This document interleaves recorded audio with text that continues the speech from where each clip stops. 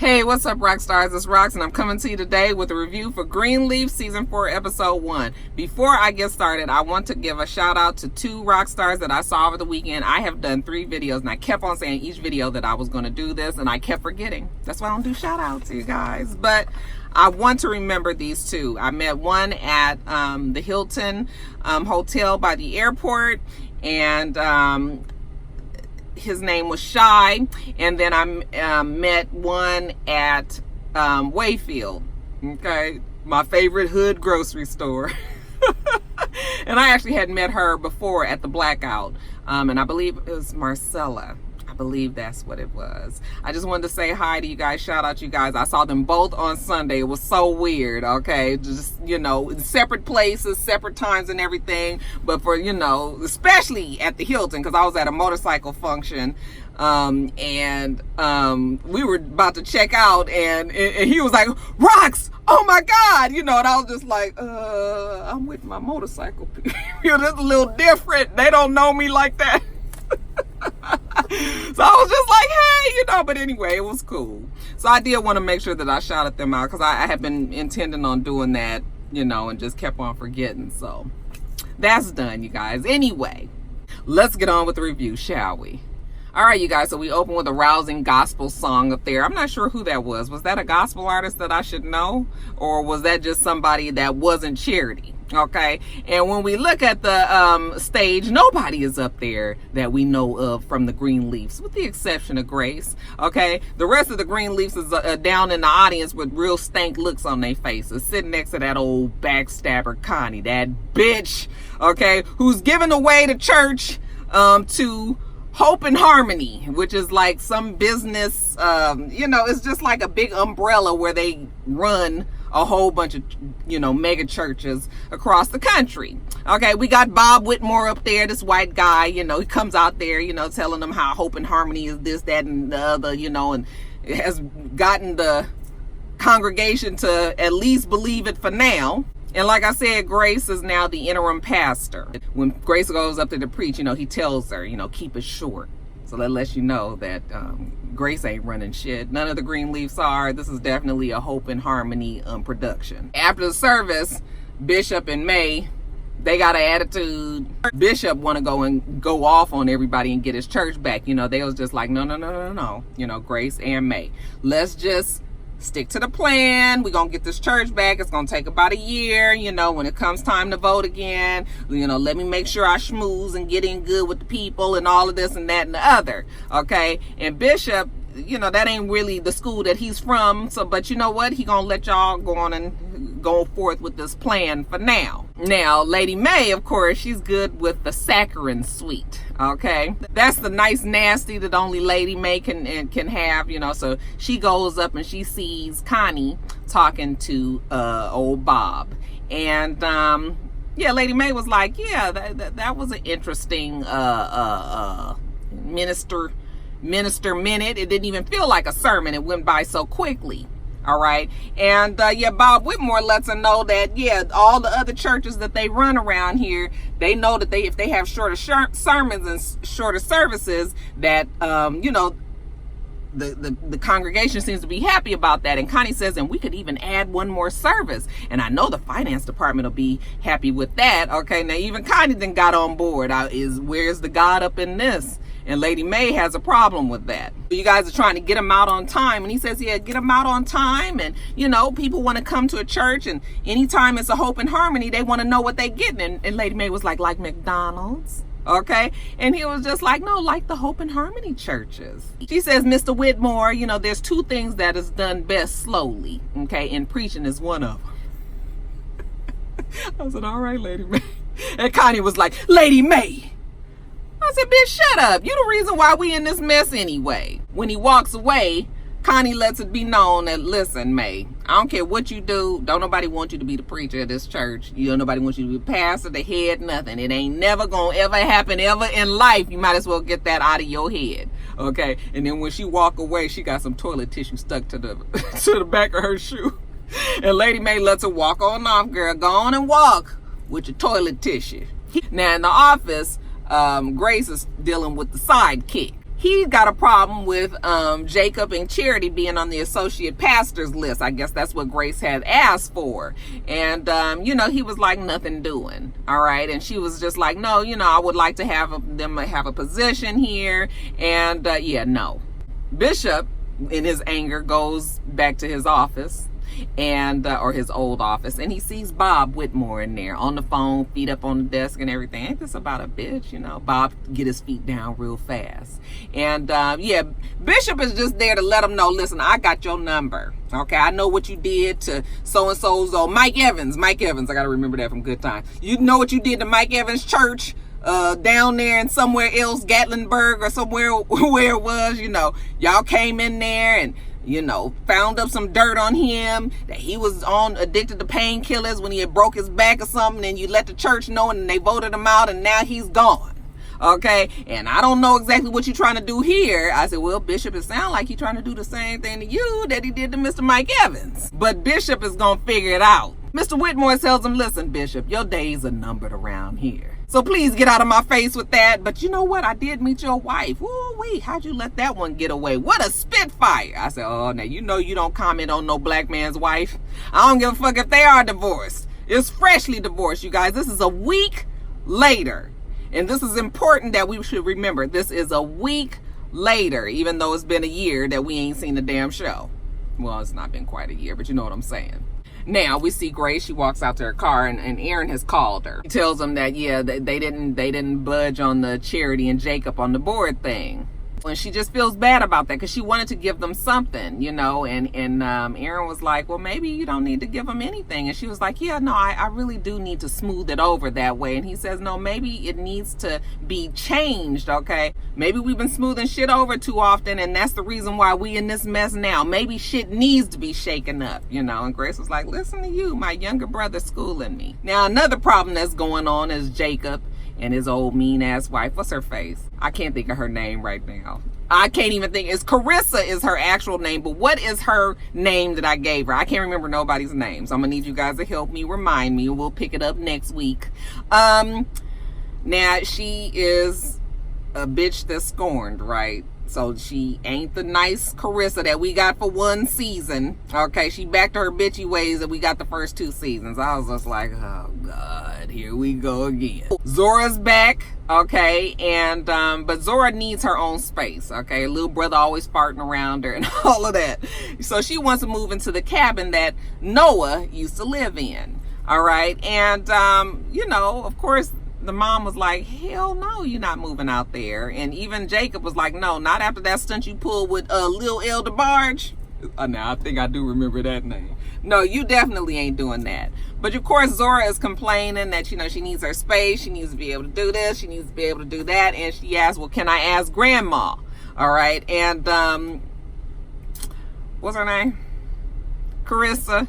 What did I used to call her? You got old sour puss. What did I name her? I can't think of it. Anyway, she was just like, fine, you can ask your grandmother. Okay, she gonna say no. She goes to ask May.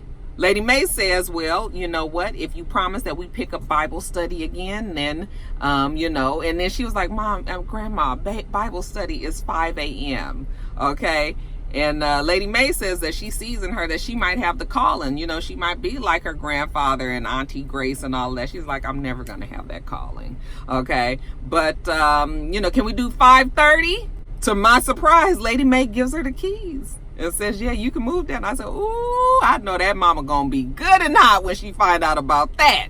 But back to Karissa. So when Zora leaves to go talk to the granny, Karissa had noticed that the phone had rang and Jacob had answered it. So she was like, who was that on the phone? He was like, not Tasha. And she was like, it's been a week. For all she know, Tasha and Wicked City Woman and Basie could be out there plotting against them now. And he says, no, it wasn't them. It was Doris Sanders or something like that. She wants him to possibly be hired on to represent her son who plays basketball. Okay. And she was just like, oh, how much does it pay? Because that's all Carissa's thinking about these days. And he don't know, but hopefully he gonna get this job. So we actually see him go on this interview. And he's actually seated there, I believe, with the guy's mother.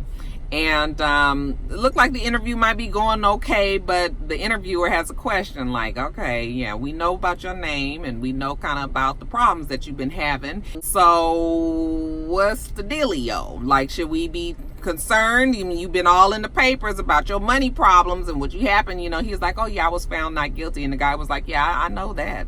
But still, what I'm saying is, should we be concerned about this? You definitely have a reputation, and so does this guy Dante. He got a reputation. He's a wild card, and you know, you got to really be firm on him. So we got to know for sure that you're going to do this. When the mom is like, I prayed about it. God told me that this is the one, you know, for the job. All right, so we'll see. Back at the church, though, Bob Whitmore and the sidekick are sitting around talking, and they're like, we got to get Grace moving to this office, because the more that this office sits empty, you know, the more that the bishop and his cronies can think that, you know, they're going to get control and move back in around here. We can't have that. Okay. Old sidekick tells him, can you believe that she tried to hire on her brother and sister, you know, as assistant associate pastors? And Bob was like, yeah, I can believe it. Yeah, if I was in her position, I would do the same thing. You know, we ain't going to do it, but I don't blame her, but whatever. Bob Whitmore got other churches that he got to go visit, you know, keep his foot on everybody's neck. So, sidekick was like, you want me to come with you? You know, we can play bad cop, good cop. Okay. I do hate the fact that they got this black guy playing the bad cop and Bob Whitmore playing the good cop, who's the white guy. And you guys know what I'm saying? They're not cops, but you know, I'm just using that as an analogy. Like, this is, all of this episode really got on my nerves a whole lot, and that was one of the things that got on my nerve. But whatever. Grace goes home, and she tells her family that she was not able to get Jacob and Charity's jobs, and of course they are pissed. You know who's the most pissed? Karissa. What is her name, you guys? I have got to remember her name. Charity was like, you got us dookie. I said, how the fuck old is Charity? Charity is the other thing that gets on my damn nerves. She works my nerves so bad. Just a childish, spoiled brat with so much privilege all over her, who is clueless, who thinks she's got all of these talents, who thinks she's got the calling. I just was like, oh my God, Charity is going to drive me crazy this season because she's mad.